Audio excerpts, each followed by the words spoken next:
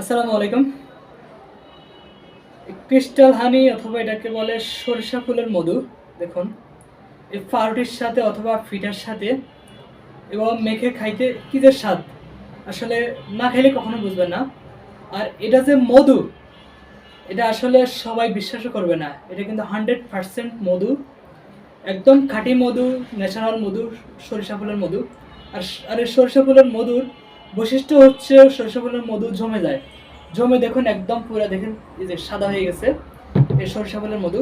আর এটা হচ্ছে সরিষা ফুলের মধুর সবচেয়ে মানে একটা বৈশিষ্ট্য, যে শীতে পুরো জমে যায়। আর এই যে দেখুন, এটা এই যে পাউরুটির সাথে খাইতে আসলে আসলে অনেক স্বাদ। বিসমিল্লাহ।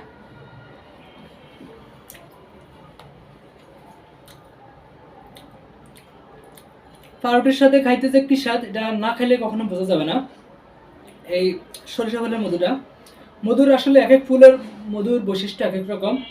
সরিষা ফুলের মধু দেখুন পুরো জমে একদম ক্রিম হয়ে গেছে। দেখুন এই যে আরো একটা মধু আছে, দেখুন এই যে এটা একদম চাকের 100% প্রাকৃতিক চাকের মধু। দেখুন এটাও জমে গেছে, এই যে দেখুন জমে গেছে। এটারই এর সাথে একটা মধু আমি নিজে খাচ্ছিলাম, এই দেখুন জমে কি হয়ে গেছে। এটা আসলে মধুর একটা বৈশিষ্ট্য, এক এক ফুলের মধুর বৈশিষ্ট্য এক এক রকম। আর এই যে দেখুন, এটা হচ্ছে কালো জিরা ফুলের মধু।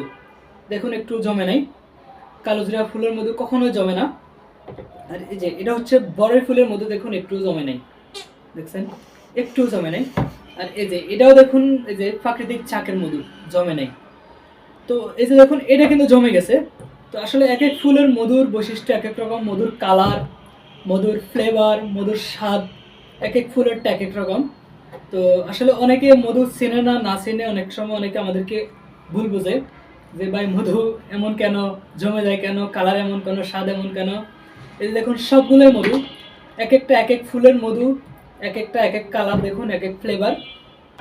আর এই সরিষা ফুলের মধু আপনার চাইলে সারা বছর সংরক্ষণ করে চিনির পরিবর্তে খাইতে পারেন, দামটা কম আছে এটার।